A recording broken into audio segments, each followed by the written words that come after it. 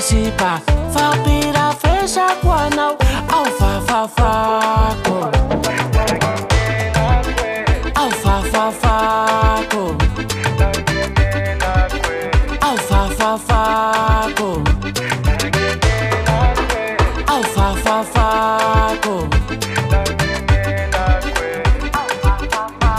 Sefana nyakwa ni pesana.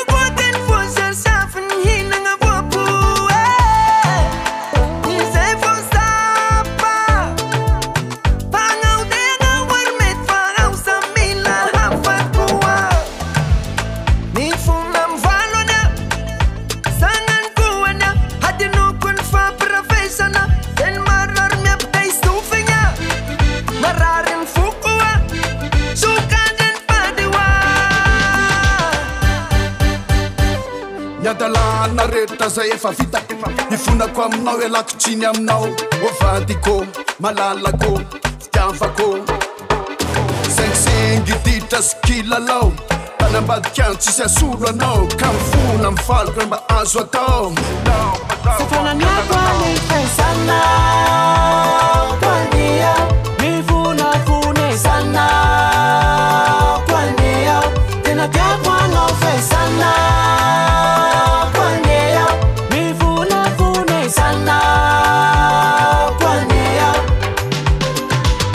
Masanety natao kuinye Yatalana natao kuinyo Mfunako aminao azafady Fasanao kuamba mengabe Evati malalako Ifunako aminao inye Evati malalako Saputko aminao inye Anao tena tiako Nepisa lenao asetauko Napeda na nao nui like me Neshamba sa nao nutadiavi nishaikwe Anao tena tiako Nepisa lenao asetauko Napeda na nao nui like me Neshamba sa nao nutadiavi nishaikwe Asafanani Kwangeinye Asafanani Kwangeinye Asafanani Kwangeinye Asafanani Kwangeinye Sefana nyakwa ni pesana kwania mifuna fune sana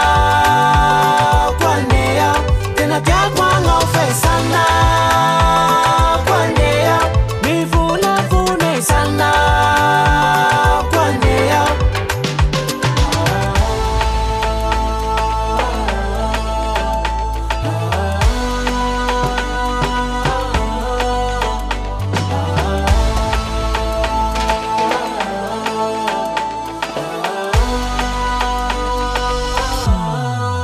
Davalt Record.